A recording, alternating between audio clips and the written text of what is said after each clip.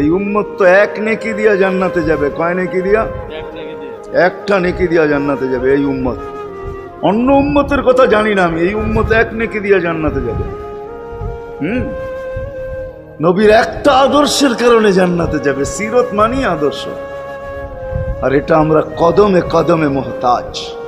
কেননা এই ছোট জীবনটা যদি গ্রহণযোগ্যতা পর্যন্ত পৌঁছাইতে হয় আল্লাহর কাছে, চাই নারী হই, চাই যুবক হই, চাই বৃদ্ধ হই, যেই মানুষই হই না কেন, যেখানেরই হই না কেন, যেই বাসারই হই না কেন, যেই বর্ণেরই হই না কেন, যেই পেশারই হই না কেন, যেই সোসাইটিরই হই না কেন, এই জীবনটাকে যদি গ্রহণযোগ্যতা পর্যন্ত পৌঁছাইতে হয় কার কাছে? দুনিয়াওয়ালাদের কাছে না, মালিকের কাছে, যিনি এক ফোঁটা পানির থেকে অস্তিত্ব দিছেন, যার কাছে আবার আমাদেরকে ফিরা যেতে হবে।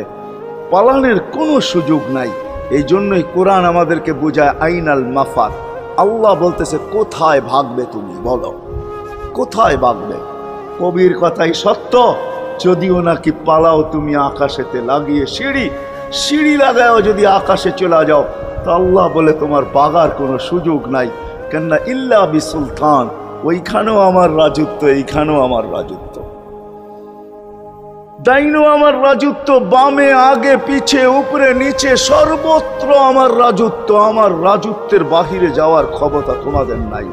দ্বিতীয় কথা এটো, আইনা আনা মাআকুম আইনা মা কুনতুম, যেখানে যাবে ওইখানে আমি সঙ্গে থাকব।